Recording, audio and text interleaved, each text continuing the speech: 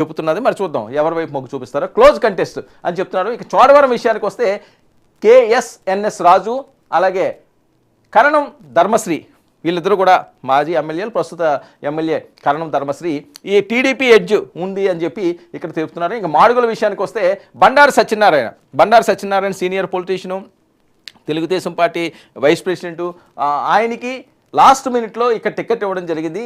ఆయన మీద అనురాధ ఇక్కడ పోటీ చేస్తున్నారు. గతంలో మాజీ మంత్రి ఎవరైతే ఉన్నారో వాళ్ళ కుమారుకి ఇక్కడి నుంచి బరిలో దింపుతున్నారో ఆయన అనకాపల్లి ఎంపీగా ఆయన వెళ్ళారు. ఇది కూడా వైఎస్ఆర్సీపీకి ఎడ్జ్ ఉంది అని చెప్తున్నారు.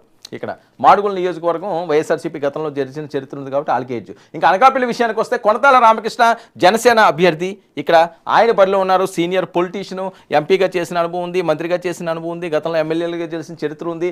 ఆయన మీద మలసాల భరత్ కుమార్ ఇక్కడ యువకుడికి అక్కడ ఇవ్వడం జరిగింది.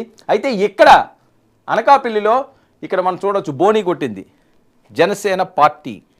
జేఎస్పీ ఇక్కడ విజయం సాధిస్తుంది అనకాపల్లిలో. ఎందుకంటే అనకాపల్లిలో పెందుర్తి, విశాఖపట్నంలో సౌత్, అలాగే వీళ్ళు ఆటికి అది తీసుకోవడం జరిగింది. సౌత్ ఒకటి, పెందుర్తి ఒకటి, అనకాపల్లి ఒకటి, మూడు ఉమ్మడి జిల్లాల్లో 3 సీట్లు తీసుకున్నారు. మరి ఇంకోటి యలమంచిలు కూడా ఉంది. సో ఇక్కడైతే కొనతాల రామకృష్ణ జేఎస్పీ నుంచి ఇక్కడ విజయం సాధించిపోతున్నారు. అలాగే పెందుర్తి ముందుగా నేను చెప్పినట్లుగా పంచికల రమేష్ బాబు మాజీ ఎమ్మెల్యే, ఆయన కూడా వైఎస్ఆర్సీపీ నుంచి దీంట్లోకి రావడం జరిగింది.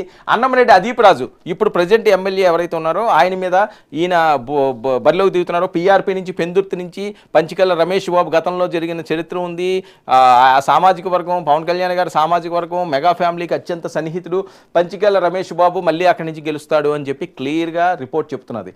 అంటే 2 చేరిని జనసేన ఖాతాలోకి. ఇక యలమంచిల విషయానికి వస్తే ఇక్కడ కూడా జనసేనకే టికెట్ ఇచ్చారు. సుందరపు విజయ్ కుమార్ వర్సెస్ యువి రమణమూర్తి రాజు, కన్నబాబు రాజు అంటారు.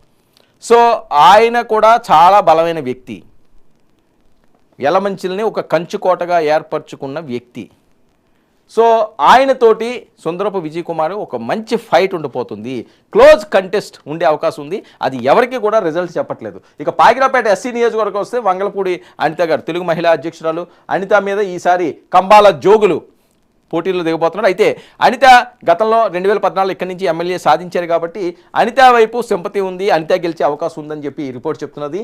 ఇక Narsipatnam Ayyanna Patrudu fire brand senior politician, Telugu Desam party పొత్తు పార్టీల నుంచి ఆయన బరిలో ఉంటే పెట్ల ఉమాశంకర్ గణేష్, పూరి జగన్నాథ్, డైరెక్టర్ పూరి జగన్నాథ్ గారి సోదరుడు ఈయన 2019లో విజయాన్ని సాధించారు. ఈసారి జగన్మోహన్ రెడ్డి గారు మళ్ళీ ఆయనకే టికెట్ ఇచ్చారు. కానీ అయ్యన్న పాత్రుడు ముందు ఆయన ఓడిపోయే అవకాశం ఉంది.